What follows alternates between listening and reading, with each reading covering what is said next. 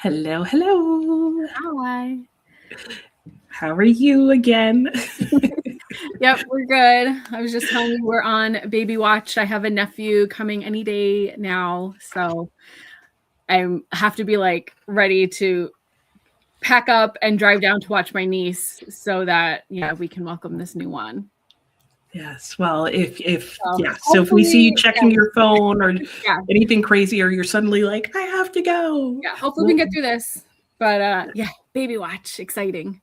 That is exciting. Now, I haven't asked. Is this going to be your first niece or nephew? No, so on my husband's side, I have 3 nephews and a niece, and Okay. then my sister has a 5, almost 6-year-old daughter. So Oh, okay. yeah, So you're experienced auntie. yeah, Yay. But it yeah, sounds like maybe first baby in a little bit. yep, yeah. On for my sister anyway, I've felt. Sure. Yeah, no, they're all like, even on my husband's side, the youngest are like 5 at this point. So. Okay, that's what I was gonna say. Yeah, it sounded like Well, his. yeah, all new cribs and swings. Yeah. Like everything had been packed away or sent off, and now it has to come back. Nice. Okay, well, we'll shift from baby talk to what we're here to talk about before I get caught all up in that. Yeah. So, let's say hi to the couple of people who are here that we can see. Hello, Diana. Hi. I am looking forward to the discussion as well. Hello, Doug. I'm glad you could make it, Doug. I know you weren't sure at first. So glad that you guys are here and joining us live. And hello to anybody who is watching this back. So, Alex, what are we talking about today? So today we're going over the Canterbury Tales by Geoffrey Chaucer. This was one we popped on the list, and like I've been kind of dreading getting to it. I know when you put it on the list, I was like, really? Even I was like, well, I'm in charge. Why am I doing this to myself? I know. I was like, are we sure? And like the closer we got to it, the more I was like, are we sure? Yeah. And so like I think we were cautious and we approached this in a good way where we knew we're not doing a cover to cover read, which would have gotten tricky, and we can get into why that would have been. We knew we were just going to do a selection because I don't think even assigned in schools anyone reads the whole thing. And then we paced it. We took our time. We did like 2 tales a week. Yeah. And I think that was the way to go in a lot of ways. Like it made sense because in a lot of ways we kind of approached it how, at least in our experience, it probably would be approached in high school. So true, yeah. I think that, it worked out. It worked out. So I'm just realizing I didn't write down my letter grade. So I'm just going to sneak that while we're talking. So, okay, well, lead us away. The Canterbury Tales. We have 2 different editions. Tell me about yours. Okay, so I have the Penguin Classics version. So, well, I guess background, we'll go over Geoffrey Chaucer first. So, sure. Yeah. I have, he was born circa 1343, died around 1400. So this book is old. And he is considered the father of English literature. He was a philosopher, astronomer, and a public servant. He was a diplomat, member of the Parliament of England, and he was a shire knight for Kent. I don't know what a shire knight is. It just makes me think of like hobbits. So that's just what I was going to think. I was like, Lord of the Rings. So I just picture him with hairy little feet. Well, I guess big feet. Big hairy feet. And armor. So, yeah, I don't think that's an accurate vision of Chaucer to have. Anyway, and so the Canterbury Tales, this is considered his magnum opus. Written in Middle English, which I think is why I was so intimidated by it, knowing that it's a translated thing. I just figure it's going to be impossible to understand. and also written in verse. So all these things just layered made it like feel like unapproachable. But we'll get into that because I was pleasantly surprised actually by the stories. And then the other thing to note is that most scholars believe this is unfinished and all out of order too. So between my edition and your edition, nothing was in the same place. Yeah. In terms of background, I think that was the thing when like kind of reading the introduction to my book, because this was one of the few things that I felt like, okay, you're not really gonna spoil anything for me. So in reading a little bit of the introduction of my book and looking up some other things as to like what the Canterbury Tales really is, that was the point that really stood out to me. Was I was like, how did I not realize that this was an unfinished work and that basically they were like when he died in clearing out his office or whatever, they just found papers all over the place, stacks of papers and manuscripts. And it was of the Canterbury Tales, which he initially handed out as like individual short stories sometimes to like friends and stuff. And so he didn't even necessarily, as far as they can tell, write them in a specific order, but wrote them like episodically. Like he probably wrote the prologue first and then the next tale or two. Because I think in everybody's edition, the first couple of stories, like the night story is always the first story. Yeah. And then that after that, like you said, they get out of order because they were out of order. Like they were just all over his office or wherever, you know, in piles of papers. And some of them are only fragments. And that was really what stuck with me was I was like, I did not realize that because like you said, as we were trying to figure out the order of reading, we were like, wait a minute, we don't have them in the same order. And then we realized, wait, we don't even have the same stories. It drove me insane, honestly, because I'm like, well, then what's the right way to read it? Right. How are we like, I want to know the right way because in between each story, each character has like a little prologue. They're kind of setting up their story. There's some other conversations. And like, if you change the order that they're in, all of that changes. So yeah, that kind of became a distraction to me for a first little bit. I had to let go of it eventually. I let go of that. Yeah. It is a fascinating like detail though that either got forgotten in time after, you know, since being out of school or was never mentioned. I'm sure it was probably just forgotten by me. Yeah. Did you have history with this book? Had you read it in school, either high school or college ever? I did not. So no, I'm sorry. I don't think that's true. I think we read a few of the stories, like probably as a short story or something like that, because I'm familiar with the Canterbury Tales and I know it would have been from high school, not college, because I'm pretty sure I intentionally avoided all Middle English literature as much as my field of study allowed. But I remembered nothing. It might have even been late middle school where we were introduced, but I don't have any recollection of it coming up in high school. I don't remember any of the stories. And even as I reread them, I was like, yep, remember none of this. So. Yeah, same for me. Like I have a visual memory of like my 12th grade classroom and like sitting in a desk with the teacher in front. And so I'm wondering if she read it to us in Middle English and then translated, because my memory is it being like I said, like could not understand a thing.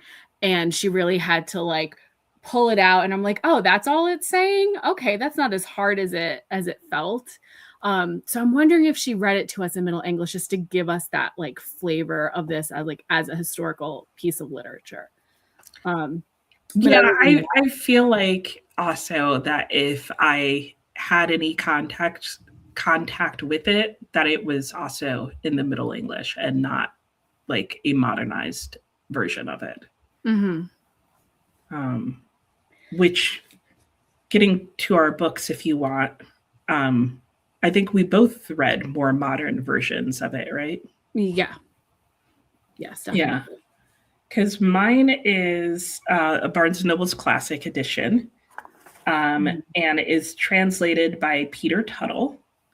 And mine is set up what I feel like is a pretty standard way of doing it, where Peter Tuttle's, more modernized English is on the right-hand page, and on the left-hand page, mine has the sort of original text, and mine was still in verse.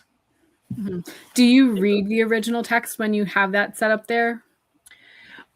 I don't, because I feel like if I try and do it simultaneously on a first reading, then I lose comprehension of the story as a whole. So what I did in this was I marked like my favorite passages or favorite moments, and after the fact, I would go back to those and I would look at it in Middle English. And typically I didn't find enough of a difference to want to keep doing that. So I think I did it for the first story or two and then stopped checking. I think it would be interesting. I think I will look up eventually like the Middle English, just because the only other thing is like I like listening to like Beowulf. Like I'll pull up a recording of someone performing it in Old English, and that is like I can't understand a word. So I wonder if like I could feel the shift as we get into like Middle English. Oh, yeah, I bet. It, like some of the words look similar enough where like I feel like if I'm reading out loud, I might be able to hear like the similarities. Yeah. Yeah. Yeah. Yeah. Because sometimes the words are the same, they're just slightly different. And then sometimes the words are like totally different. And you're like, what? Wait, what? Like, but you might have like, but then there's times where it's like, the word in the translation might be meadow, but the original word was mead. Right. In context, I feel like, I'd still have gotten that. So Doug was asking, was he Sir Joffrey? So I guess so. Yeah. I would also assume so. Yeah. Doug has his lovely The Pilgrims on Springbrook road trip. Oh, yes. Great example. Oops, I'm just realizing I must not have muted my phone. Sorry. But go ahead. So yeah, that was it. I just remember it being introduced in the classroom. And so I guess I also just remember that it's a story of a pilgrimage and that we get to hear a poem for each person. I think that led me to believe it was more like biographies on each person going in. That's what I expected the tales to be. So general summary. Can I just add that like I was totally messed up going into this book. I forgot that it was poetry. Wow. And so as soon as I opened the prologue, I was like, oh yeah, okay. And that the prologue is, I don't know. I was expecting it to be more like an introduction than it is. The prologue is like we're jumping right into the story. Yeah, like, no. As soon as I saw it was poetry, I was like, I remember nothing. Yeah. But yeah, it does. The word prologue, I thought it was going to be like an author's introduction. Yeah. Like I thought, yeah, it's going to like ease us into like what's going to be going on. And like it kind of does, but it kind of doesn't. So yeah, basically the prologue gives us like the framing of the book. It's the stories within one big story. So as the story opens up with that prologue, we get this description of the springtime weather and how that inspires people to go on a walk, on a pilgrimage. And so the narrator finds himself at an inn at the beginning of this journey, and a whole bunch of other people have also shown up to go, let's see, the shrine of St. Thomas Becket at Canterbury Cathedral. And I don't remember what was so special about Sir Thomas Becket that he had a shrine. Do you remember? Nope, but I can look it up while you talk. I did look it up and immediately forgot because I feel like that purpose of their pilgrimage, like there is a connection. Yeah, like there doesn't seem to be much about that. Like what inspires everyone to go to this particular place? Like it just ends up being about all the different people on the journey.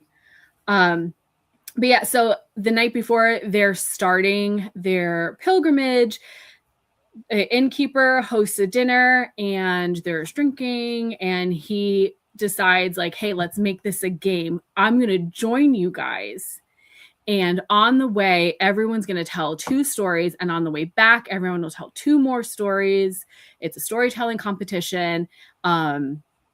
Loser has to pay for the whole trip. And yeah, I'll decide who the winner is. And so the rest of the book is basically each person taking turns telling a tale. So then here's where, if you do the math, this is definitely unfinished because that should be 4 tales per person. We're told there's 30 people on the pilgrimage? Something like that, yeah. If you number them as they're introduced, it's not 30 people. Yeah. Like the math is not mathing in any of this. I was trying so hard to make it work. I was like, maybe this is the same person, or maybe this person got counted twice. Could not make the math work as far as like how many people are on this pilgrimage. Yeah. Either way, it does not add up to each person telling 4 tales because we only get 24 tales.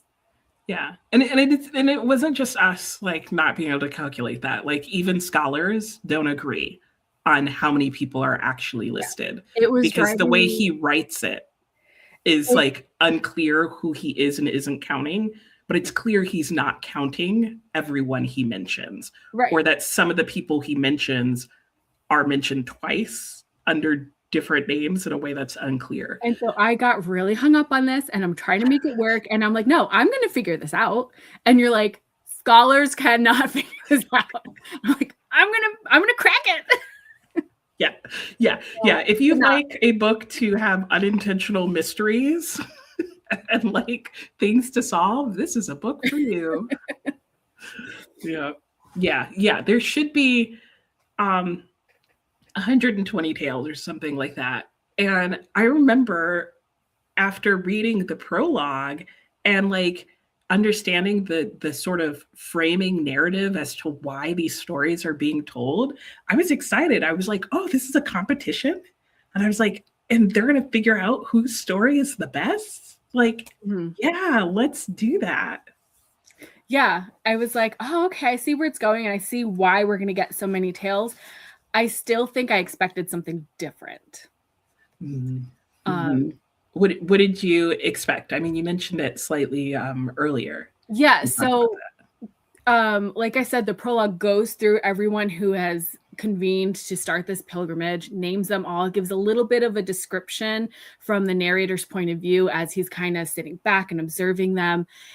And I found it fascinating. Like here we have a knight, we have landowners, then we have clergy, then we have laborers. And I really thought that even within this competition, it would be people telling stories, like their own stories. And like, so who can present their life in the most entertaining, like best storytelling way would be the competition. That's not at all what ended up happening. Yeah. And that really threw us both for a loop, I think, because I was also expecting the same thing. And it's not like he said that the stories were going to be about the people, but he does say something in the prologue. I think he builds up like that the best kind of stories or something like that are stories about yourself in your own life or something like that, or somebody, one of the characters says that or something. There was something in the prologue that led us both to that conclusion that we were about to hear a certain type of story until we did it. Yeah. I think I also had in my mind that this is an important piece of like in the history of literature, and that we're going to use it to look at what society would have been like at, this sort of medieval society or whatever, and like all the different classes of people. And I figured the way we do that is by reading each person's life story. And come to a common ground that here they're all on this, they ended up in the same place, the same pilgrimage, even though they're from all different walks of life. Yeah. So like that's what made sense to me going in and what I expected. So and of all the stories we read, there was only one character who actually did that. Right. Yeah. So it took me a while to let go of that expectation and just enjoy the stories for what they were. Yeah. Like, in fact, at the end, I had to go back and like, okay, once I get rid of that, can I enjoy each story a little bit more? Yeah. Yeah. Yeah. Yeah, exactly. Yeah. And it's funny because we both had problems with it and having to get over it in the first story, but it like we ended up in different places after that first story. Yeah. But before we get into that, let's just go and see what some people are talking about. I did ask everybody what translations they used. And Doug was saying that he's pretty sure both his trips were on the Penguin bus. Diana was going back to the discussion on knights and was saying maybe it was the fault of Henry VI when he asked his knights to get rid of him. Or King Henry II. Oh, like he got rid of the knights, you mean? I don't know about that. My history of the kings is awful. Yeah. Awful / non-existent.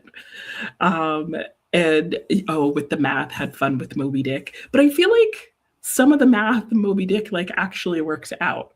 I think it was just that this math was like he was saying one number and setting up one expectation and then doing something else. I almost want to say that it was in the trying to figure out the numbers that we finally figured out that it was unfinished work. Right. Yeah. I think that's when we dug up that information because we were like, why is this so chaotic? Yeah, it went from like, what am I missing? Why am I not able to make sense of this? Like, am I just like dense right now? And then that's, where we watched some videos, did some Googling, Wikipedia, and was like, oh, it's unfinished. Okay. Right.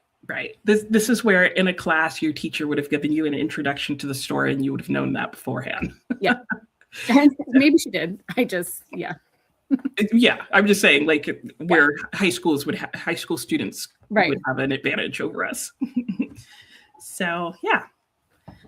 So we mentioned, do we want to talk about our pairings, I guess? I don't know. Where do you want to go from here? Yeah. So I already mentioned we did not read cover to cover. So we picked what, from my understanding, are the most commonly covered in high school was The Knight's Tale, The Miller's Tale, The Wife of Bath, The Pardoner, The Nun's Priest.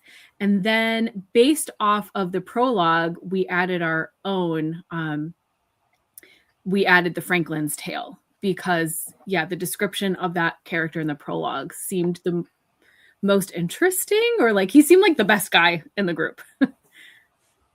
Yeah, because there were, after the prologue, one, I think we were both like, oh, now we want to read all the tales, but we agreed not right now.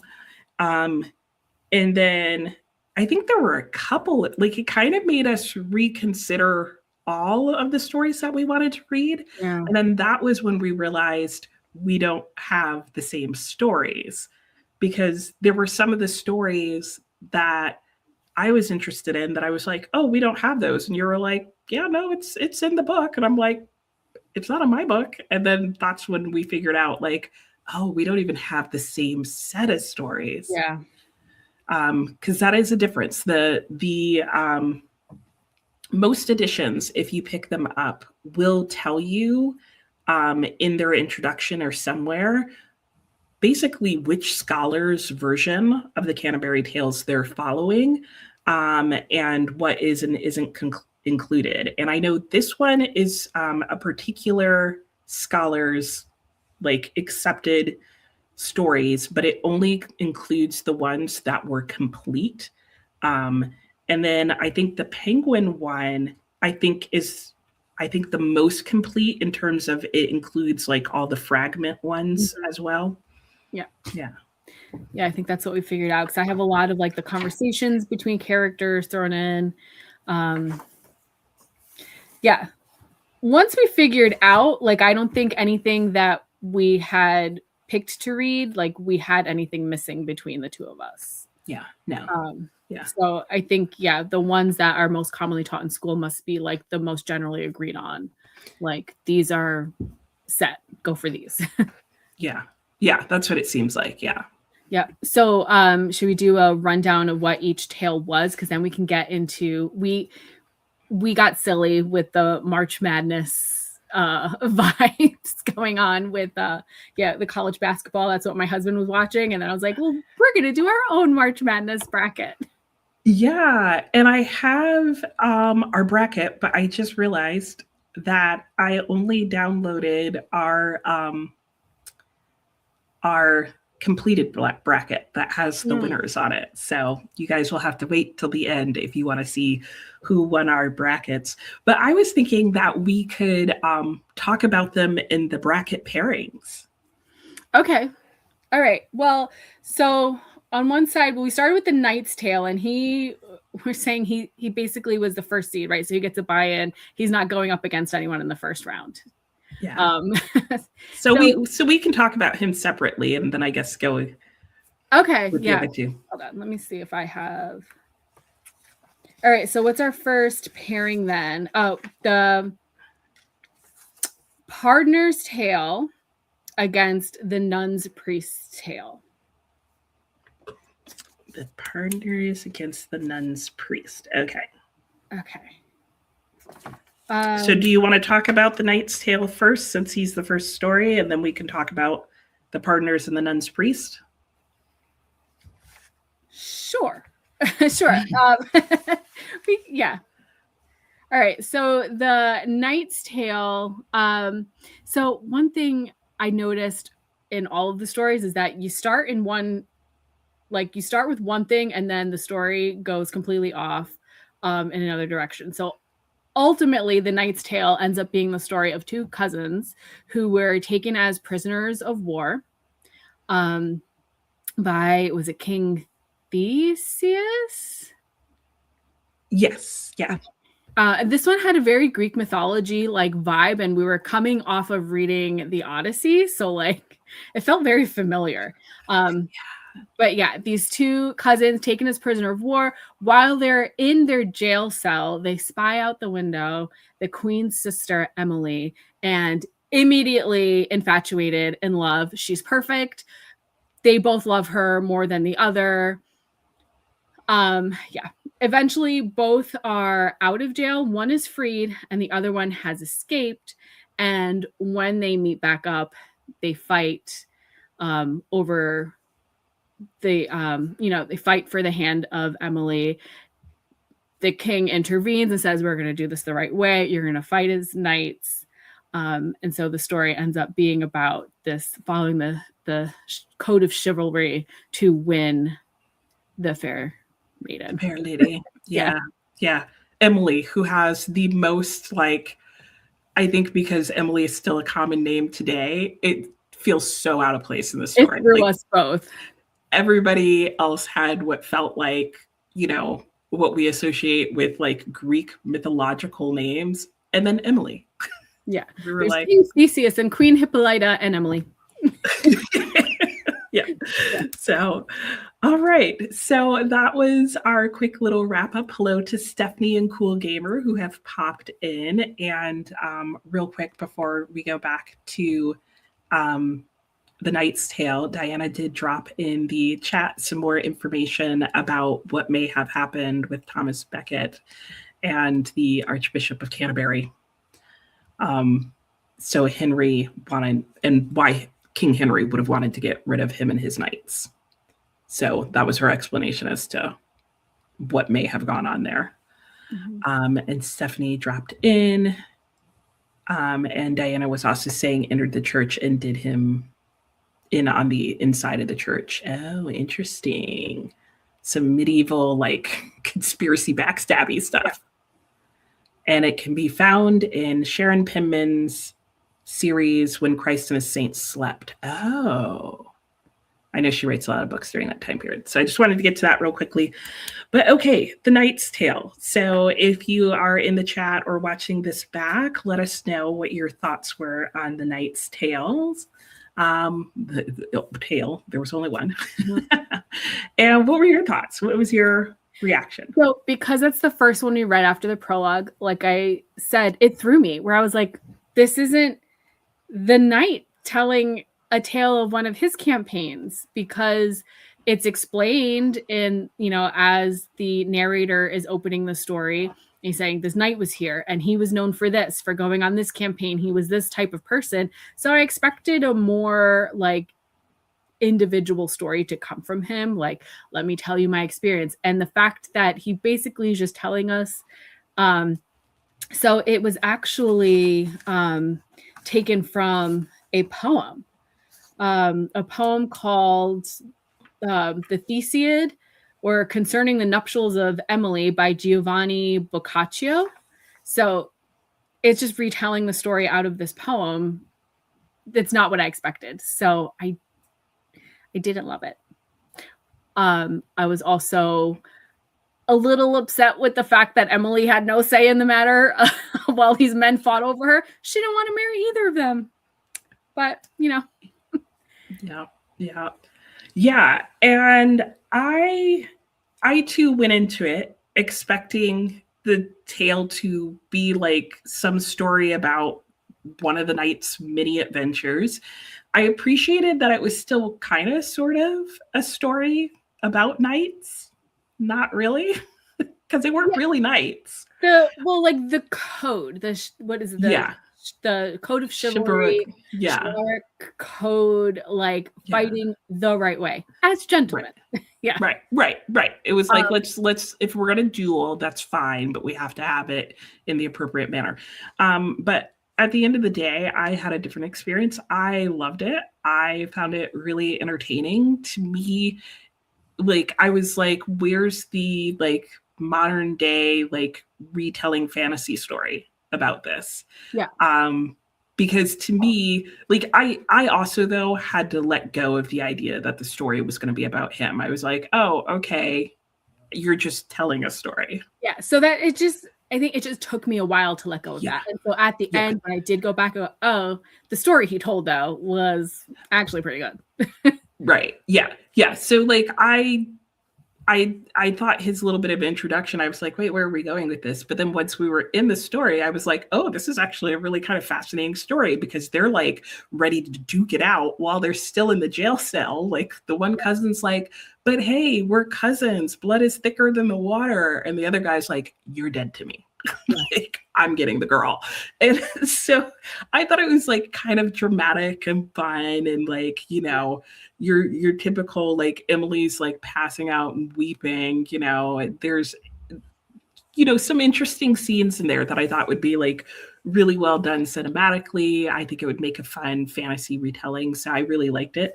The only thing I brought the Greek gods, the pantheon, into the story as well. And like I said, we were coming off of reading the Odyssey, so I was like, ooh, this is fun.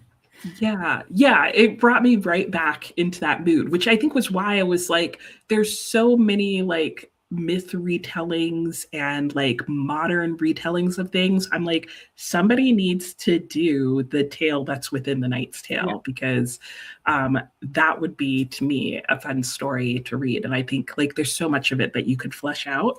The only thing I didn't like about it was there was one point where each of the main characters goes and visits a temple. that and like praise to a god, like asking for like a positive outcome. That was fine. I liked that. What I didn't like was his listing of the description of every single little item. It felt like that was in the temple. Yeah. Like, and that's what it felt like. It just felt like a list of things. Like there was a potted plant, there was a curtain, and like all those things had meaning. And I felt like would tell us about the type of person who would go and pray there. But the way it was done was boring as all get out. We're not obscure gods either. So it was a very Greek story, but always use the Roman name for the gods, which kind of threw me. But basically we had, well, the Greek name would be Ares. So is that Mars? I don't know. It was basically Ares and Aphrodite and Athena. Are like the three temples that they go to. And like, so I don't think he had to spend all that time describing the way each temple was decorated. I felt like it was I felt like it was indirect characterization, but I feel like because it wasn't incorporated in with the character and it was just in list form, I was like, yeah. Well, I think if you tell me this one went to the temple of Ares, I would get it. This one went to the temple of Aphrodite. Oh, okay, he's valuing romance over war. This one's valuing war. Athena, she's just valuing her own, like.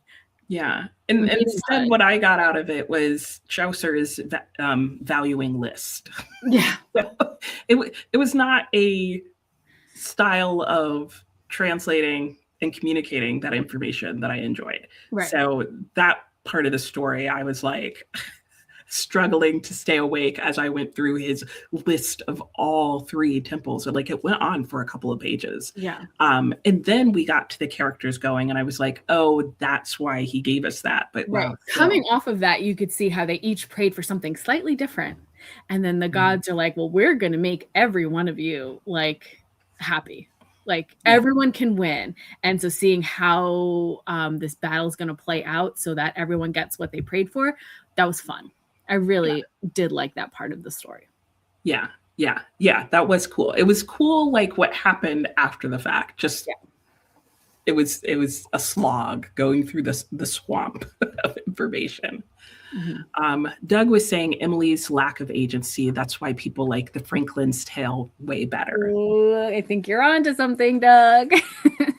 Yeah, because she definitely had, because they go to the temple to pray, each of the guys, for like, you know, what they want and how they want Emily to love them. And Emily is like, please don't make me marry either of these guys. Like, escape. That's what I want. Yeah. So. And Athena's like, we've already decided you will, but you'll be fine. It'll be fine. Just trust us. Yeah. So we landed in two very different places at the end of the Knight's Tale. So we were like, okay, story number one, we're in different places on this. We definitely need to keep reading. Okay. Which one do you want to talk about next? Well, the next that are bracketed with it are Partner's Tale and Nun's Priest Tale. So whichever of those. Okay. The Partner's Tale. Let's do that one first. So the Partner's Tale ends up it felt really familiar to me as we were reading it. So I feel like all of these things we probably interacted with some version of them. But ultimately we have these three. My book called them rioters and your book called them revelers. I feel like I really like either word choice. I just thought it was interesting that our translations describe them differently. But they are told by an old man that death, like the figure death, capital D, is they can find him under a tree. And so they go to defeat him, basically get rid of death. I guess, what do you remember what exactly their purpose was? Like, what was their motivation in this? I guess not dying, right? I have totally forgot about that. They did have a reason. Mm-mm. Let me see if I can find it real quickly. Yeah. I don't know. But so they're told, all right, well, death is under that tree. They go to the tree, and instead of death, they find treasure. And they talk about how they're going to split it 3 ways, but actually what they're each calculating silently is how they can swindle the other. And you kind of see where this is coming. All 3 of them end up dead. So death was indeed waiting for them under the tree. Yes. Very clever. Yes. And I did get it. So they had heard of how death is a plague that is killing everyone they know. Okay. And it's good to, one of the things that's good to know is that the setting and time of when this entire pilgrimage is supposed to be taking place is basically at the point where the plague has passed through, lots of people have died, and you're finally at the point where, like, we no longer have to social distance. Like, we can all relate to this, and people are finally coming back out, and everybody feels safe enough to go back on these pilgrimages, which I did look up, and people would go on the pilgrimage just to seek help from the shrine for different things in life. But back to the story, the 3 revelers, they hear about how death is a plague that's killing everybody. And death is kind of personified in the way that they hear about it and talk about him. And they seek out death because they want to exact revenge on death for having, done so much injury to people in their area. So certainly a relatable feeling. Yeah. Interesting how we can relate to it now so much stronger than, when we would have read it in high school. Yeah. So what were your thoughts on this one? I thought this one was like darkly fun. I really liked it. Like I said, it felt kind of familiar. Like, I'm sure this sort of story, like, device has been done before, where, like, they're actually all stabbing each other and nobody wins. Yeah. Or maybe not done before, but done since. Yeah. It did make me question, like, which came first, the chaucer or the egg. Because I agree, like, that was one of the things that I liked about it, was that it felt familiar. And it felt like a short story type that I liked. It kind of reminded me of Edgar Allan Poe. Oh, yeah. Like, the type of story that, like, I could see him writing, like, that kind of, like, semi-gothic vibe. Not as gothic as Edgar Allan Poe, but well, he has what one of his short stories is about, right? Like a plague and a party or something like that, but like death visiting. I haven't read too many of his short stories, Poe, but they definitely feel similar to that. This one is probably one of the easier tales, I think, to like pick out the moral of the story. Yeah, and it's interesting because I had written in my framing narrative that the partner, he's the one who, in his sort of introduction to the story, because some of the stories, you meet the character who's telling it first, and like they kind of have a little introduction and a little conversation or whatever, and then they tell their story. And the partner was the one who is like a shockingly moralless guy who has like this funny like speech that he gives about how like it doesn't really matter what he's like because you're gonna like his story anyway.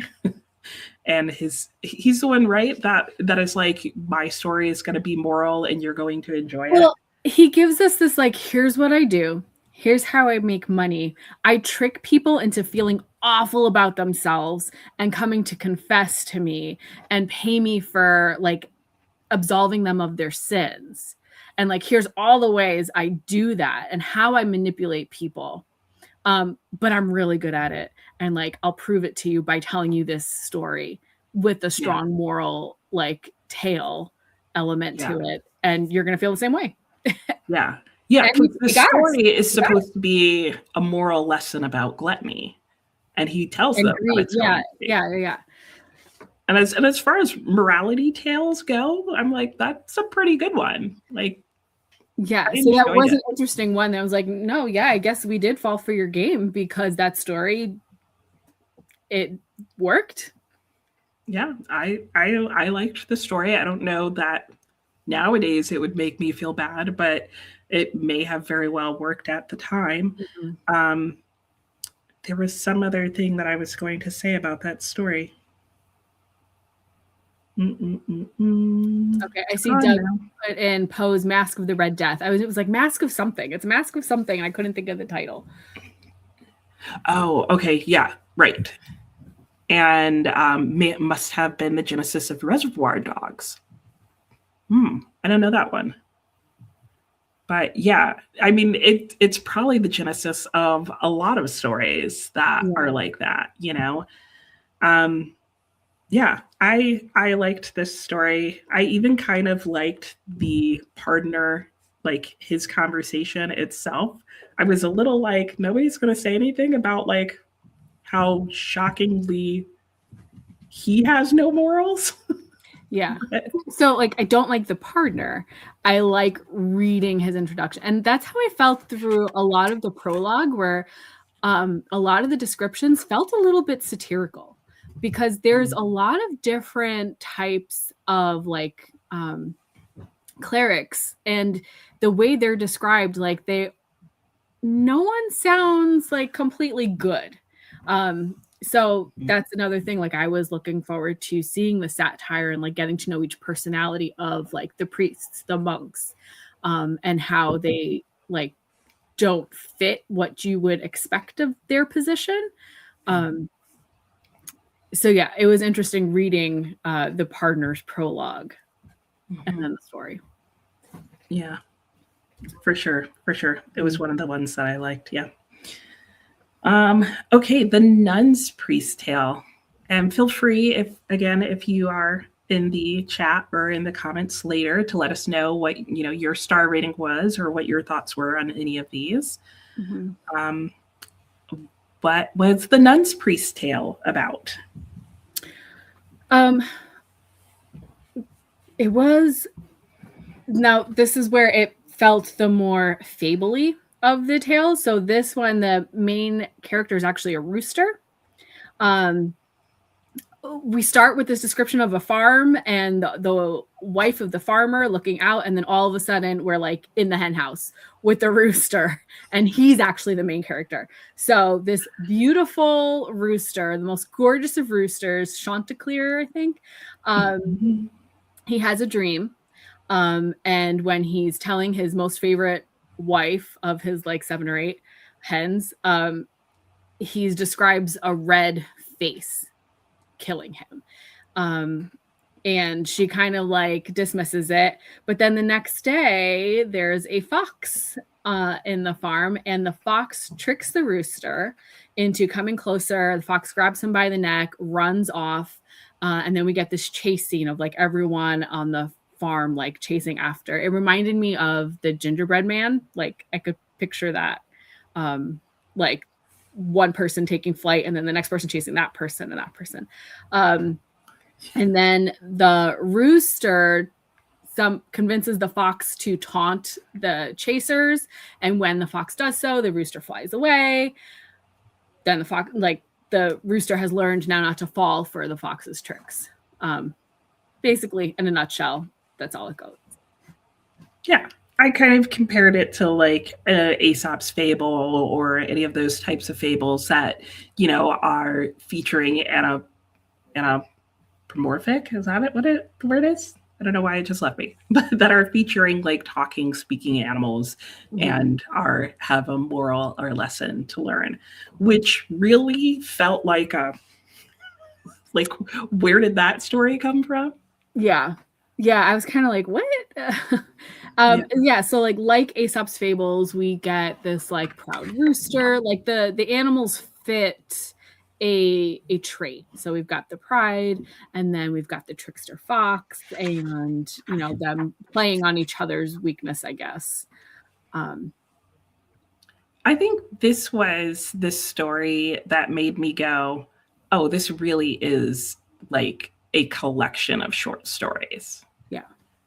Because it just felt so different. And I think initially I wanted there to be really strong coherence between each of the stories. Like I was expecting them to be the same types of stories, like in terms of formatting and that kind of thing. And to all be like morality tales or all, which to some extent they are, but like I was expecting them to be more similar than they were. Yeah, I didn't care for this one. I was just looking at my own like little star rating, and this one was like a 2-star for me. It was a 3.5 for me. Yeah, this was not one of my favorites. I thought it was okay. Like it just wasn't. I don't know if it was still. I was kind of like, this seems so left field to suddenly go towards this, but I also felt like the lead up getting into the story was odd. I don't know. Doug was saying these stories were all over the map. They really were. Yeah. And I was not expecting that. But yeah, this one was just like, okay for me. If this was his 4th tale that he's supposed to be telling in this competition, I could see where like he's reaching, but we're only getting one from each person, and like that's the one we got. It felt like a big tone shift, like it felt very random. Yeah. Well, so how did the nun's priest tale match up to the partner's tale for us? Because that was the first pairing, the first face. Yeah. So where for me the nun's priest was 2 stars, the partner's tale got like a 3.5 star for me. So for me. Yeah, and I had the nun's tale at a 3.5, and the partners at a 4. So to figure out who won, we just added our points together, and whoever had the most points, moved on to the next round. Mm-hmm. So for us, it ended up being the partner's tale going up against the knight's tale. Right? Yep. Is that right? Yeah. And what did you give the knight's tale? I don't think we. The knight's tale was 4 stars for me. Yeah, and it was 5 stars for me. Like I was surprised by it. And I will add, that's what I was trying to think of earlier, that it was at the point when we were reading the partner's tale that we finally realized, wait a minute, what are we actually judging here? Because if you go to read the partner's tale, most editions will include the conversation, if any, that's happening or a speech that person gives, and then that leads into their actual story. So we did end up deciding that for our March Madness bracket, we were only going to rate the actual story that they tell, like what the host or the innkeeper, what he would have rated. So it's basically the narrative within the narrative, the story within the story.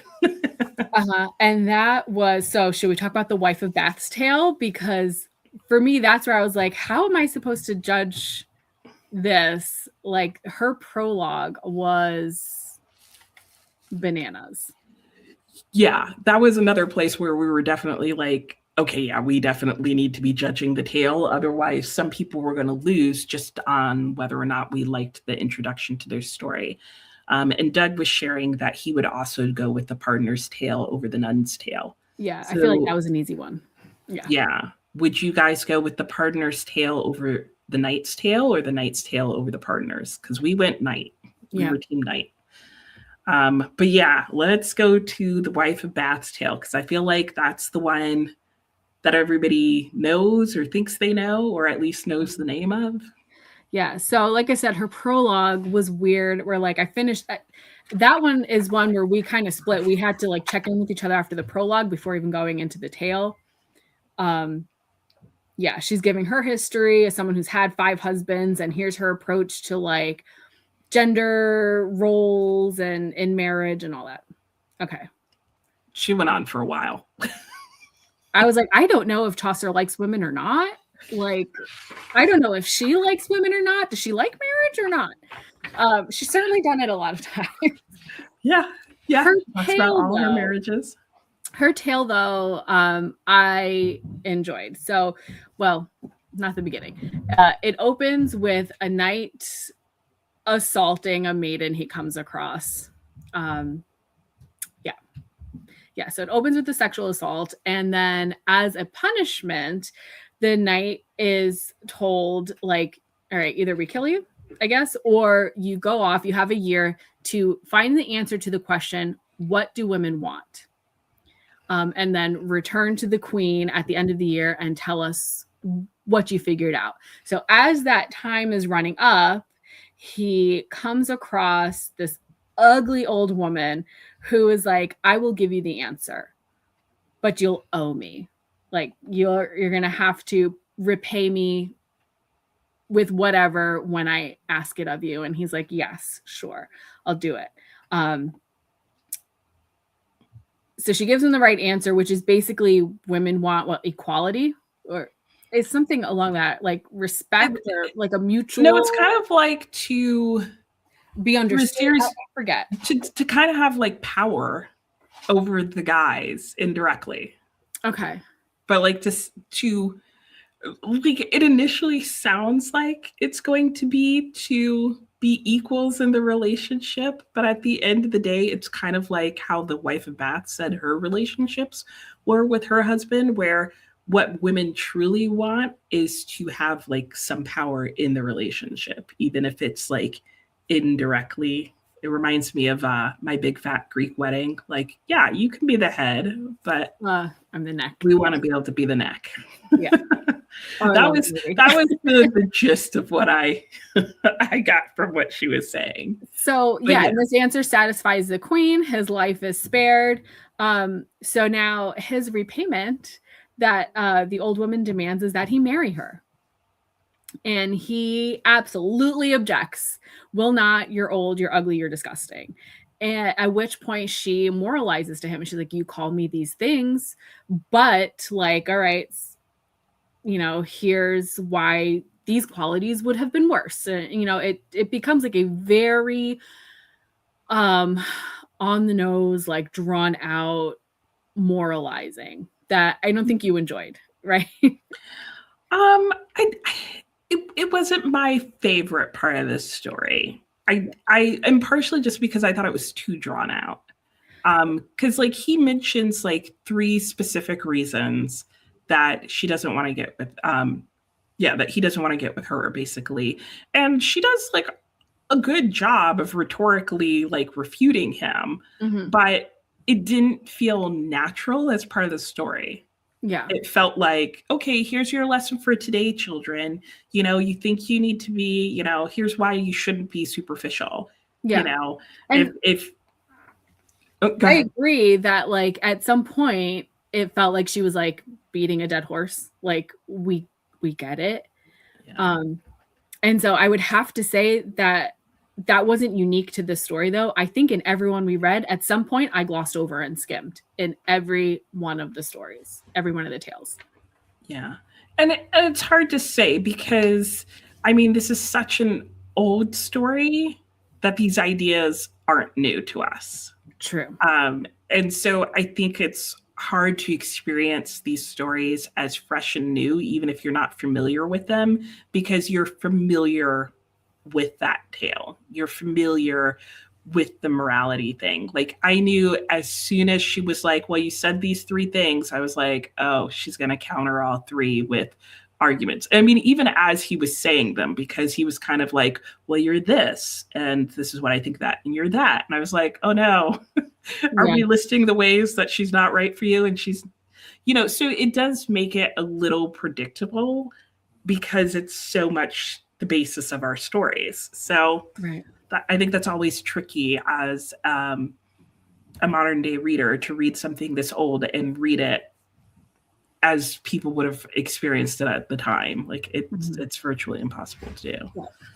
So yeah, she responds to all his objections, but ultimately doesn't matter turns out the old ugly woman was a disguise and she's actually beautiful and they live happily ever after. Yeah. Surprise. Now that you've cracked the code and accepted me as I am, it kind of had like a Disney fairy tale kind of weird twisting kind of. Yeah, it reminded me of Beauty and the Beast. Except the Beast was cursed instead. Yeah. But he does. It like again, it felt familiar. Yeah. Like surely it has been rewritten. Maybe he wasn't even the first person to tell that kind of story, that kind of thing. Yeah, for sure. And then Doug was saying that the answer to what women really want was the same as Tolkien's on men in general at the beginning of Lord of the Rings. Men / everyone want power. Yeah. Yeah. So I didn't hate this one. I just didn't love it. But I think after we talked about it, I liked it better. And especially once we got to the point where we were like, okay, we're just going to judge the tale, which was the tale of the night and him trying to find this answer, not everything that the wife of Bath said. Because that would have definitely changed how I rated it. But I gave it a 4. I thought it was good. I gave this one, like a 3.5, 4. I think you rated all of them slightly higher than I did. I think in general, just because, like I said, every one of them had a moment where I just glazed over. Yeah, I did too. I had moments where, like, the list of the temples. Like Chaucer likes list. Yeah. If which I feel like might work well for postmodern readers because postmodern writers tend to list things. So if you like a lot of postmodern writing, you might love Chaucer's writing style. If you like a list of everyday things. Yeah. So I like the fairy tale vibes of that one, and that's a point where I let go of what my expectations of the story were, and I could just like the story itself. Yeah. And then interestingly, even though the wife of Bath is paired with the Franklin's Tale, the Franklin's Tale was not the next one that we read, because I think the way we ended up reading them kind of had us bounce back and forth across the chart. Because I think we actually read the Miller's Tale as like the second or third. That was the second one we read. Yeah. So we kind of read them in a different order than was on our chart, which was a different order than they were in our books. We're all over the place. But I mean, we were really embracing the like Chaucer chaos, I guess. We read them in the order they were found on his desk. Which is basically the stack of papers and you throw them in the air and then read them as they land. And there were no staplers, so good luck. Yeah. Doug was saying good point about the modern day reader. Books took a turn for the best with the Victorians. Yeah, because I mean, as you go in, it's really not until the end of the 17th century that the modern concept of the novel even really starts coming into place. Like a good chunk of the 17th century, you have travelogues. That was what was popular. And then towards the end of that, like you start having fake travel stories that eventually morph more and more into what we think of as a novel. And apparently we rated all of them higher than Doug so far. Well, but you did, Doug. You were such a trooper with these book clubs. Yes. All right. Shall we go to the Miller's Tale since we read that so much earlier, and then end with the Franklin's Tale? Yeah, the Miller's Tale. I had high expectations for the Miller's Tale. Why? Because I feel like that one. I heard more buzz about and people saying like, this is the fun one.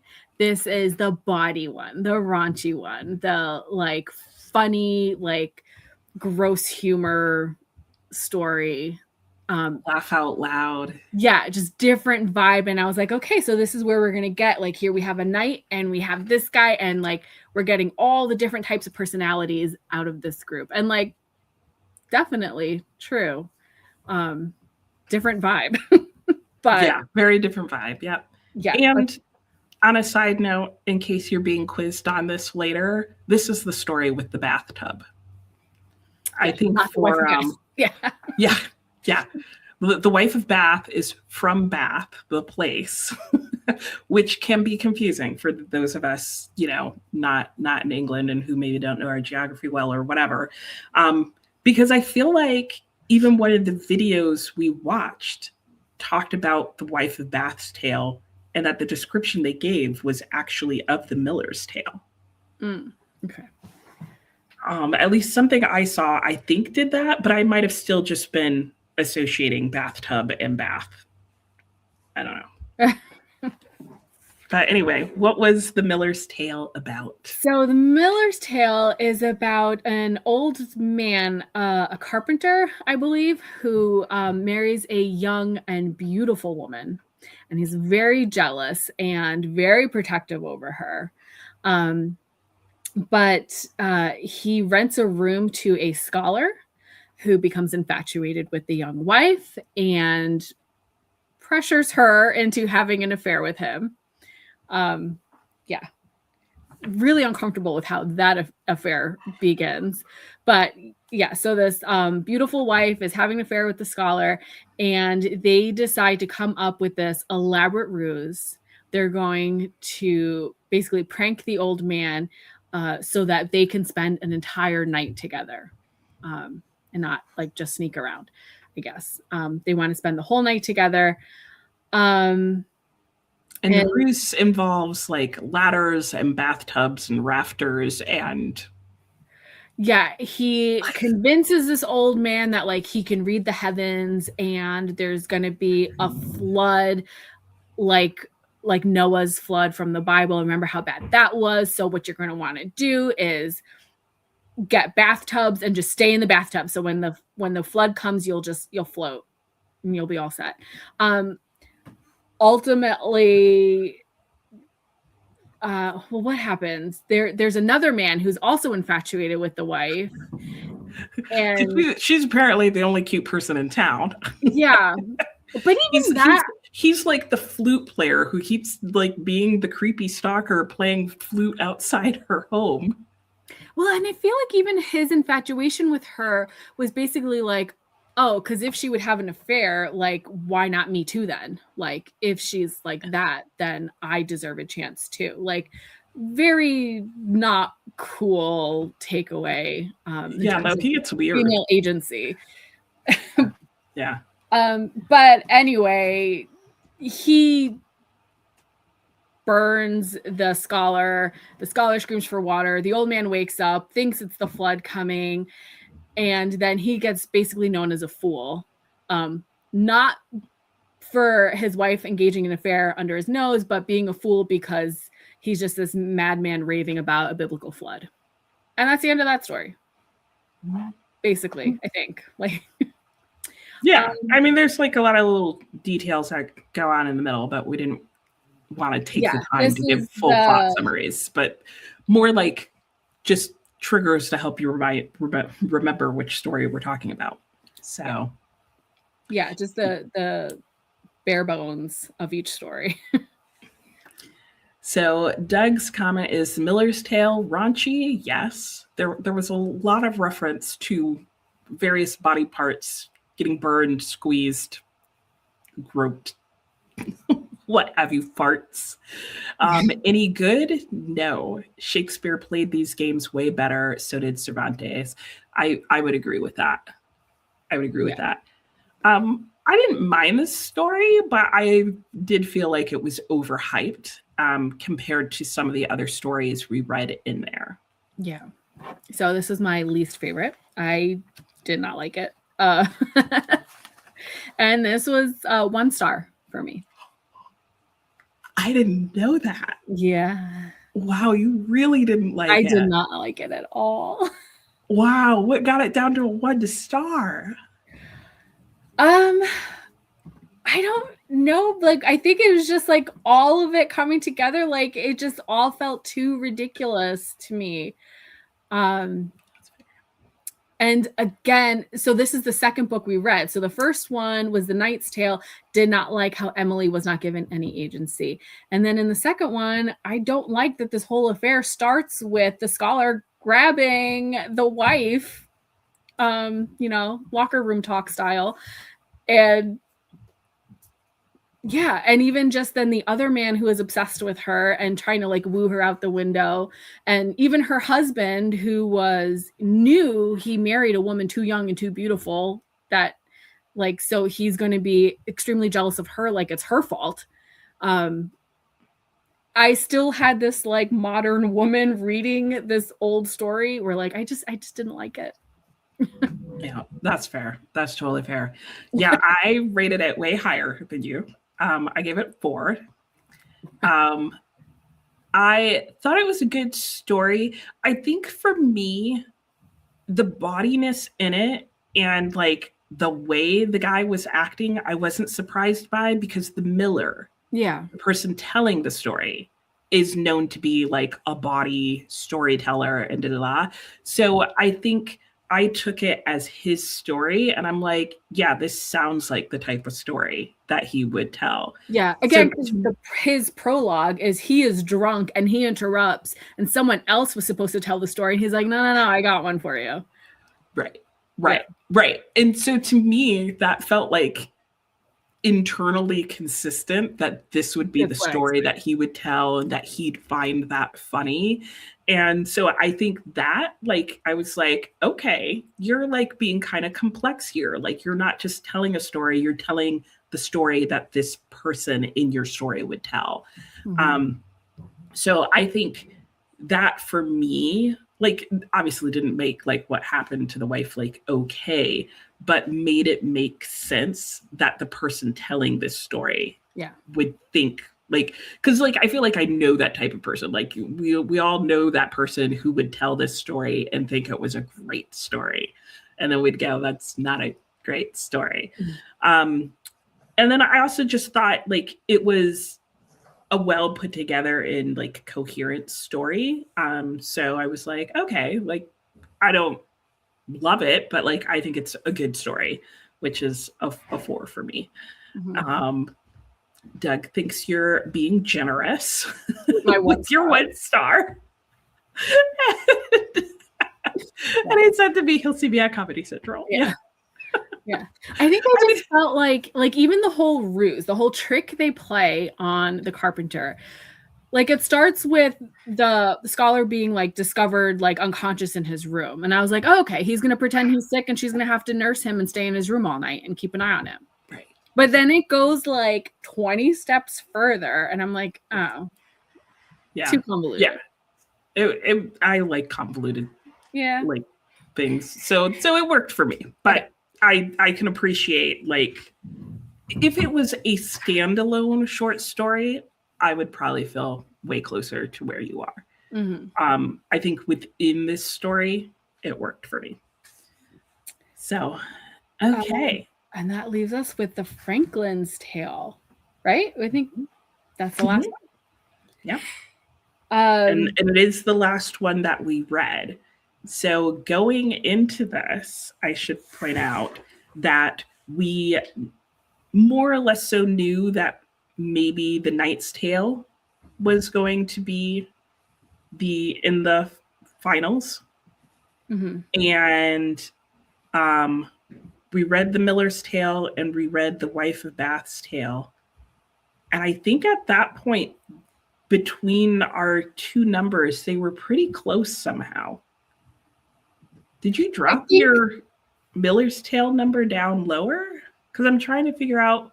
Well, I think the Miller's Tale wasn't being compared to anything. Like he was on the side of the bracket where like he didn't have a first round like competition, but we knew that like there was no way that would have gone.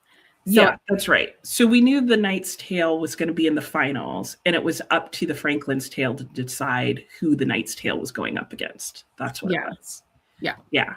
Okay, so tell us about the Franklin's Tale. So the Franklin's Tale, again, the like bare bones, we have a knight and his wife who have a marriage that, like, my notes just say relationship goals. Like they have, upon getting married, had this heart-to-heart where they're like, here is how we will present our relationship and like how we will act and according to like what's expected outwardly, but also like within our relationship, here's how we will value and treat each other. Like, beautiful. Great. Yeah. But swearing to be loyal, honor each other. When the knight is away on a campaign, she is just besides herself miserable. Her friends take her out, like they take her to walk on the beach. She can't enjoy the beach because there's rocks along the shore, and like she could just picture her husband crashing upon them. Like she can't receive a letter from him because like in the meantime, like he might have died. Like she's a mess. I think that was the point where I compared her to Brandon Fraser in Bedazzled, where he's the most emotionally sensitive man in the world. She could have been his wife, and yeah, because he's like, "Oh, beautiful sunset. When is it going to set?" And that was her on the beach. Yeah. Because I could be here with my loved ones watching the sunset, but I'm without him. Yeah, she was a wreck. So her friends take her to a party. As you do. So they take her to a dance. She's miserable, but she's gorgeous. I don't know if I mentioned that. She's beautiful. And someone sees her, approaches her. He's, I guess, been in love with her in the background for years. I feel like he had it wasn't as insta love as the love in The Knight's Tale. Yeah. No, it kind of gives him a backstory of having always pined for her. Yeah. And she's never noticed him. Yeah, so she's approached by this admirer, and she has to dismiss him politely. You can't just insult a man and say, "No, I love my husband, get lost." So she's like, if you could do this impossible thing, which is to get rid of those rocks on the shoreline, those gigantic rocks, one by one. He's inevitably going to wreck his ship on. Yeah. They're driving me crazy. I hate these rocks because my husband could become shipwrecked on them. If you manage to make those all disappear, I would be with you. That's the only way. With you. Yeah. And he's distraught because that's obviously impossible. His brother hates seeing him such a mess. So his brother comes up with this idea, let's go hire a magician because we can't actually make them disappear. And his brother, by the way, is the Franklin. Yeah. I could do a read through of this where I'm like mapping out some other connections. Because even the Miller's Tale, in making his main character a carpenter, there's a carpenter who gets really offended by it and is like, well, I'm going to tell a tale about this person. So there's some web. Yeah. But anyway, sorry. So he wants to go to the magician. He goes to the magician. The magician creates an illusion to make it appear that these rocks have disappeared. At which point now she owes him because, he did that impossible thing she asked, and that was her qualification for being with him. So now she is bereft all again. Like, what is she supposed to do? And she tells her husband, which I love. Because he came back and didn't hit the rocks. He did not die on these rocks. And so now he's like, why are you so upset? And she tells him, like, I made this promise and he came through. So I love that we avoid the like romance miscommunication trope. Like, she outright tells him, here's what's going on. And of course he's not happy with this. But he's also not happy with her being upset for having to like have a mark on her own sense of honor and not fulfill her word. So he tells her to go to this other man and be true to your word. But like, we're not going to talk about it because this actually makes me miserable.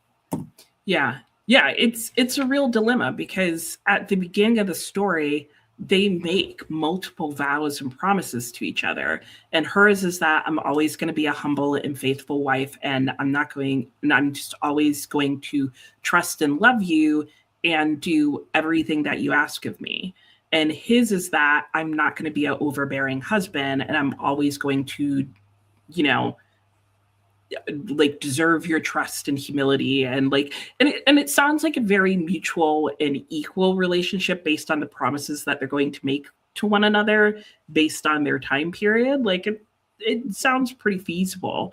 And so she's like, I said I was always going to be like true to you, but how do I do that in light of this? And I was shocked when his answer was, you do it, because I also really value keeping your word.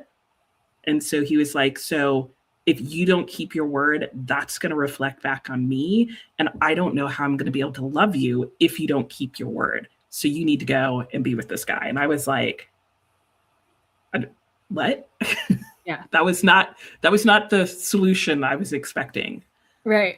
And the Franklin within the storytelling, he does like this, okay, pause, listener. Like, you're not going to like this solution he came up with, but like, just let it play out. Yeah. And I needed that note because I was about to be like, what the heck? How are you going to pretend to be this good guy? And so I do like the fact that the Franklin acknowledged that this was not an ideal solution and that people were going to have a problem with this being the knight's answer. I appreciated that part of the story because I was about to throw the book. Oh, and I was like, this is all going to play out just fine, because it felt like a selfless, like he didn't want her to go to someone else, but like for her sake of like feeling guilt, like he was kind of absolving, I don't know, like it felt almost like a bit of a self-sacrifice on his part. He was miserable about it as well. Like you felt that they felt stuck. Where I think I had said at this point, it started reminding me of that biblical story, did you say it was King Solomon, where like the mothers are fighting over a baby, and we know the one who's willing to give up the baby instead of have it chopped in half is the, like, it's all going to work out because you made the selfless choice. I was more like, please work out, like have her trip and fall, have somebody die on the way, like, because she leaves to go to the garden to like do the dang thing with the guy, and I'm like, she can't. Haven't they ever read a story before? This is going to ruin the relationship. Like I was hooked at that point. Yeah. So yeah, she goes to this guy, and when he I don't think he could believe that she's there either. And she's like, well, my husband said it's okay. At which point he's like, you know what? Never mind. Forget it. Like, I can't believe your husband's such a good guy. Like, right. He's upset that she's upset. And then he gets further upset that his husband's such a good person in terms of has so much honor. Yeah. That he would keep his word, even though it would hurt him and hurt her, and send him into his own tailspin. Yeah, she has the honor of fulfilling this promise, even though she clearly doesn't want to. So you know what? He's just gonna let her out of it. Never mind. Yeah, his own conscience gets struck. He's kind of like, what kind of person would I be if I was like, let's go through with it? But he still has to pay the magician for the illusion. So when he goes to the magician and he reveals all, like, it didn't actually work out. Like, her husband was so honorable and she was so honorable. So I had to do the honorable thing and let her out of the promise. Like, I didn't, bank on your trick here. And the magician is so moved by his honor that he's like, you know what? Cancel the debt. Don't even worry about paying. Yeah. Yeah. Because he also has a crisis of conscience. It's like, what kind of person would I be if you guys could be the better person in all of these situations? And I was still like, pay me. Well, it's like the person at the like cafe, like the pass it on, right? Like the pay it forward. Like, you can't be the one to be like, okay, cool, free coffee. Right. Thanks. Yeah. No, you're supposed to pay for the next one. Right. Like, right. So. Right. Yep. Yep. And then the whole story ends with the question. Basically, the Franklin comes back into the story and he was like, okay, that's my story. But my real question for you is, of all those people, who was the most generous one? Yeah. And then it ends there. Dun, dun, dun. So it's not really a morality story. It's more like a philosophical life question. or something. So, yeah, how did you like the Franklin's Tale? This was my favorite of our selection. This was the most successful for me. However, still not a 5-star because there is a moment where the wife, in her own like personal crisis moment of dilemma, she goes on and on about all these different stories about other wives who ultimately all like chose death over whatever dilemma they were facing, and it is just story after story after story with an interruption, right? Because to say, like to be brief, like we don't have time for all the stories, but here's 20 more. Right. Going back to the Chaucer loves a list, and this feature is in every single one of these stories in some manner. Yeah, it's like what, 2 or 3 pages of, it's too because many pages. she's thinking that her only way out of this situation with the sky is if she unalives herself. So she's like, well, you know, there's, like you said, a history of women who have all chosen that option in order to save their honor. Like, and you would think like a couple of people. Oh, okay, that's good. Oh, okay, we have a whole list of people. And initially I was like, oh, I want to look up these stories. You could do an entire year-long curriculum based on the number of stories that this girl just chalks up randomly in this moment. And I'm like, we get it, Chaucer. You're well read. Please stop. Like, yeah. And because like this isn't the only place where other stories are referenced, like it kind of felt like humble bragging, just like thrown in there, like, look at all these stories I know, which is essentially what this whole book is. Like he's recycling stories and just having a different character of his creation tell them. But yeah, I don't think they were necessarily all original stories. Yeah. It was a little bit of, if you like this book, you'll like that book, but went on way too long. Like, is there literary historic value in what he did? Yes. Is there value as a reader in the short term? It was not good for the story itself. Right. So when I said like there is not a story in here that I did not skim, that includes even my favorite one of the batch. Yeah. I can totally relate to that. I also loved this story. I would say at the end of the day, it probably was my favorite story as well, which I guess means we've kind of given away the answer. Yeah. We did have the Knight's Tale go up against the Franklin's Tale. So I guess to back it up a little bit, I think once we read the Franklin's Tale, we both felt like it easily beat out the Wife of Bath's Tale. Yeah. Which meant we knew it was going to go against the Knight's Tale.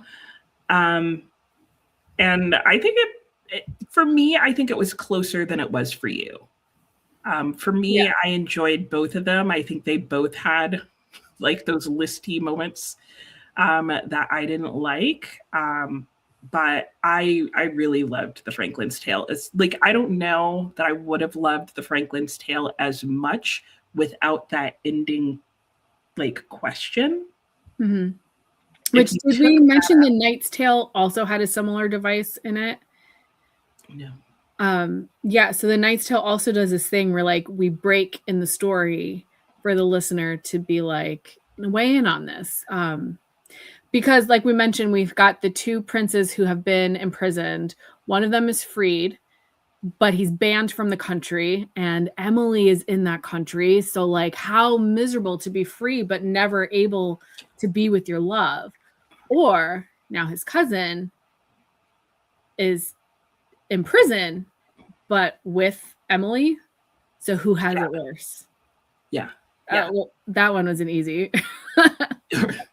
Yeah. So I do like that he has like these dilemmas that he puts in his story. But for me, having it at the end of the Franklin just gave it that extra little punch. Yeah. So I do have our final little graphic Let me see if I can put it on the screen in a way that doesn't totally block out our faces. I might not be able to.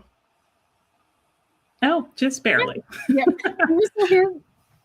Yeah. So there it is. There is our final little marching in to Canterbury madness. With all the stories that we read, and the Franklin for us was the winner. We did feel like that was the best of the bunch. Yeah, I think we can. Well, let me go back real quickly to the comments, and then we can just, I guess, wrap it up because we're already at 2:30 here. So much that would happen because, like, it's not like one story we're discussing. It ends up being so many.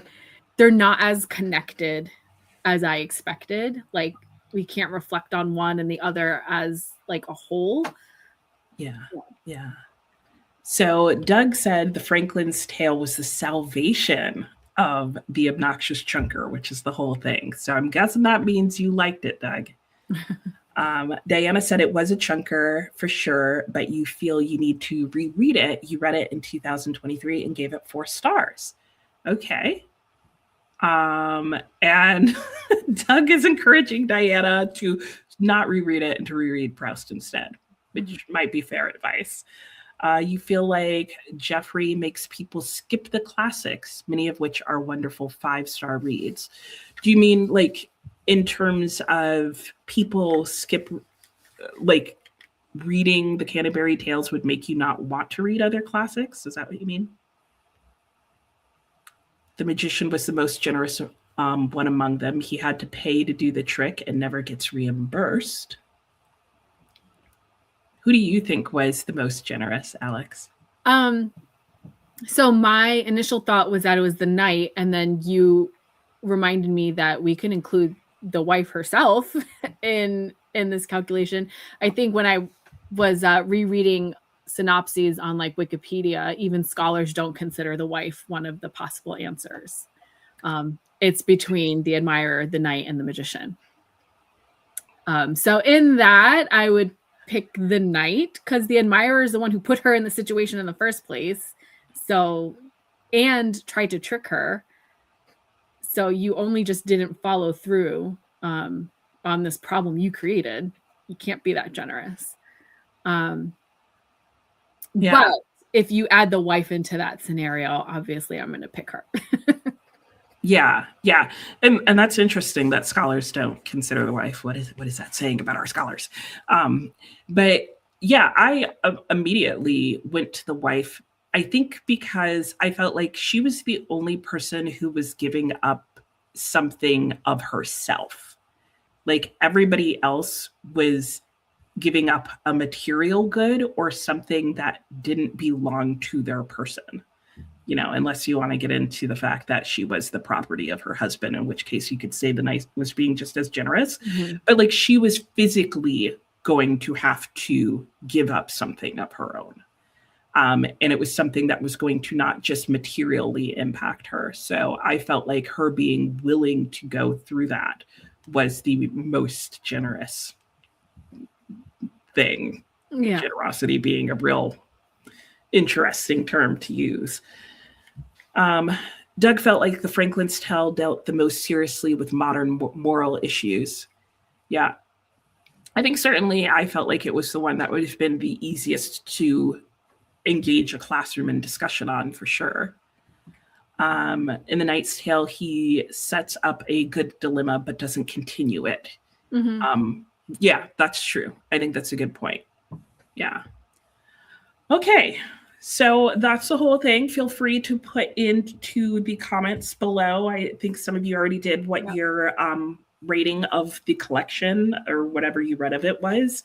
Having read what we did, I have my letter grade. Do you have yours? I do. Oh boy. Yeah. Okay, 1, 2, 3. Oh. Oh my gosh. Okay. So Alex, you gave it a C plus. What is that in numbers? That was a 3.5 out of 5. I think that is the C territory. Mm-hmm. Yeah, I think so. Yeah, and I'm upset about that. I just feel like overall, like this has been the like standard. I do think we're getting a C as our grade for the semester, for the year. We're not doing so hot. I was looking at that the other day on our report card. I gave it an A, and I actually bumped up my rating a little bit to make sure it had an A. Because I was going to say a 4-star, but I think you need at least a 4.25 on our scale to get an A. And I was like, I'll give it that. I liked it. I don't think it's perfect by any means. I think there are sections to struggle bus through, but I would give it an A for high school for sure. Like, I think there is a lot of merit in still reading and rereading this. And like, I think for people's sanity, for the most part, I would probably do the prologue and then the actual stories they tell, and maybe a little bit of the conversation surrounding it. But I think there is a way to present it that would still be really engaging even today. But I think you'd have to pick the right stories. Like, you'd have to know your audience. I don't think it's every story for everyone on their first introduction. But yeah, I see the merit of this being included as like a high school assignment, just in terms of like exposure to it. Like, when else is someone going to pick this up? You know? And I think it is worth having just that little bit of, exposure to something different. The Middle English language, the structure, the verse storytelling. It's the foundation of like so much of our literature. Like, I think, like we were saying, there's so much that felt familiar, and I think there's a reason why. It was easier at the end of the day than I thought it was going to be. So I did feel like it's content that students could do. Yeah. I definitely think like that Chaucer's prologue, like that general prologue, absolutely read that. And then I would almost even just be like, here's all the summaries of the tales. And not have to read them in their original or translated, whatever format, just to give you like a taste of the different type of stories. I don't think it's necessarily like you have to read all the stories in the class. Yeah. I think it's enough just to be like, this thing exists. Here's a taste of it. Here's what it does and why it's important. I would probably do more than that. Like, if I taught it, and especially in a class setting, I would probably do it as like group projects where like I'd probably have us do the prologue and maybe one story all together, and then have the students pair in teams and they get to pick a story and have to present it to the class. And then that would be a really good approach, actually. I like that a lot. Okay, you're right. And I feel like it would get buy-in from the students to then read one more story, and then that would be what they would write their paper or do their own presentation or whatever on. And then whoever relays it best wins. Oh yeah. Yes. Yeah. So that would be me. But I think that like in today's setting, that's probably how I would approach it, because I think that you would need to get your students bought in to read more than one. And I do think I would do it in like probably one of the two translations that you and I use. That was like a modern translation where they could see the other one, but wouldn't have to. Like, I don't want to make it into like a college course like for my students. I don't think that's necessary.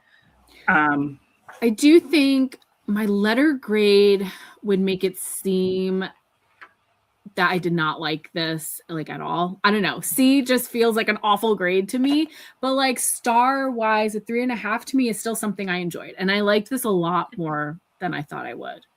Like I said at the top of this, like I was dreading getting to this on our reading list where I was like, why did I put it on here? And I liked it a lot more. So like Yeah, I wouldn't say Franklin Tale was a salvation the way Doug felt, because I didn't absolutely hate everything. It was definitely my favorite. But I want to continue reading. And so I think that speaks pretty highly of it as a whole. Like, I want to read some more. Yeah, like for me, if it wasn't for the fact that I was in the middle of Arabian Nights, I would not be putting this back on my shelf right now. I would be putting it on my end table to pick up on Mondays and like read a short story from it here and there. Because it is very conducive to that, I think. So yeah, speaking of reading more, do you have any books that you feel like read alike or that you'd want to read next or that this reminds you of, that kind of thing? So after reading the prologue is where I felt like, oh, the setup reminds me of Thornton Wilder's Bridge of San Luis Rey, like where you have like an event. So that would be the pilgrimage. In that book, it was a bridge collapse and someone telling you like the different stories, the people who were there, like that felt similar. I hated the Bridge of San Luis Rey. So this is definitely better. So if you liked that, definitely this is similar kind of structure. And then, yeah, it just reminded me, it reads alike in terms of like Greek myths, different fables and fairy tales. Also, just like with all the knights, it reminded me of our Arthurian tales. So I think if I wanted, I mean, I'm going to continue on in this, but if I wanted something different with the same flavor, I would probably look for more along that, pick up like the Sir Gawain stories or whatever. Fair.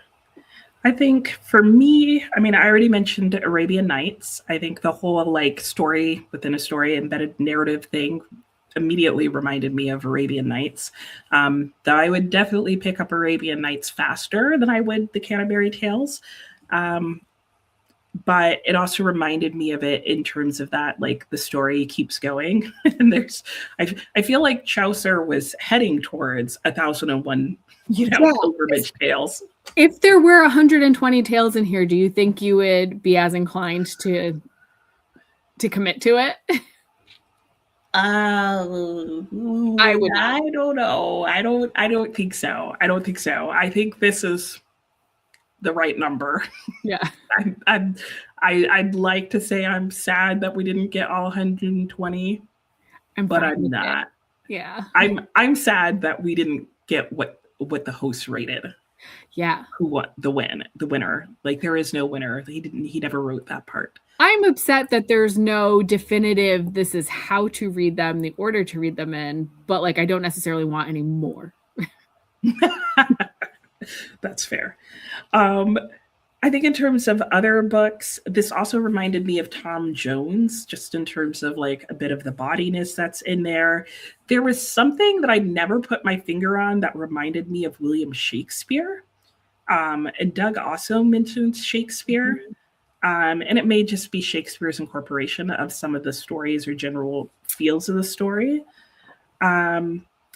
If I reread this or bought another edition, I would want to read Peter Ackroyd's adaptation of it. He adapts it into a prose narrative. And I read just the opening of the prologue in that. And I was like, sold. I want to get that at some point. You can look at the sample online anywhere where you can get a preview. It was beautiful. And I will say, I do like, even in verse, the way the prologue opens. I thought was really pretty. And then in addition, opening was like the description of spring, like that opening, beautiful. Yeah. There were a couple of beautiful like moments of writing in there. I was like, there weren't a ton throughout, but like there were moments here and there where I was like, ooh, nicely done. And then finally, like you, like I would. It did make me want to read Sir Gawain and the Green Knight, Beowulf, the Fairy Queen, partially because it reminded me that I don't have to read them in Middle English. Yeah. So that was, I think that was a huge help for sure. So I will say The Knight's Tale that story is based off, I think I already mentioned, an epic poem by Giovanni Boccaccio. Yeah. The Franklin's Tale also, what I've copied off of Wikipedia here, is that it's a combination of two different works by Boccaccio. One is book 4 of Il Filocolo, I don't know, and the 5th tale of the 10th day of the Decameron. So those two combined. So I'm going to be looking up Boccaccio, I guess. Maybe we need to do the Decameron at some point. Yeah. So, all right. Well, that was a lot. Doug was saying thank you. He needed this great discussion. Great discussing a Jeff that wasn't that Jeff. Yeah. Yeah. And that we have a different Jeffrey in mind. And Diana, you're very welcome. Thank you for everybody who joined us. I really enjoyed talking about this. And honestly, I really enjoyed reading this. I was surprised. Yeah. So, that's it. What is our next book? It is the last on our list for this project, for this round of it anyway, because, there is more to come. Yeah, there will be more coming. I feel like immediately, like as we started, we were just like, there's more to do. Yeah. So our next book is Sula by Toni Morrison. And that'll probably hit, I'm guessing, around early summer is when we'll be discussing that one. And then that's it for basically the rest of this year. So that'll be our last one we do. That's the last one on our list. We'll probably have like one more follow-up live where we just discuss or go over the project as a whole, or maybe just a recorded video or something. And then we are working on plans for round 2. And it's going to be wild. That's all I'll say. It's going to be another, why did we do this? It was a good idea at the time. Yeah. So we have some ideas and thoughts. And maybe we should start collecting other people's ideas of high school rereads. So anyway, that's it for today. Thank you, everybody who stayed around to the very end and who's been here the whole time and all the things. Yeah, I tried to outline going like ahead of this to like keep it concise and keep us on track, but there's too much to say. There's too much. We would have had to like completely skip talking about the plots to really get through, and I think it's worth it because especially with short stories, I feel like if you don't at least have a one sentence, this is what the book was, that short story was about, they all get combined. So, all right, that's it for today. Thank you guys for hanging out. I hope you enjoyed it. Feel free to leave any comments below on your thoughts or experiences with this collection of books and or stories rather. And we will see and talk to you guys next time. Bye. Bye.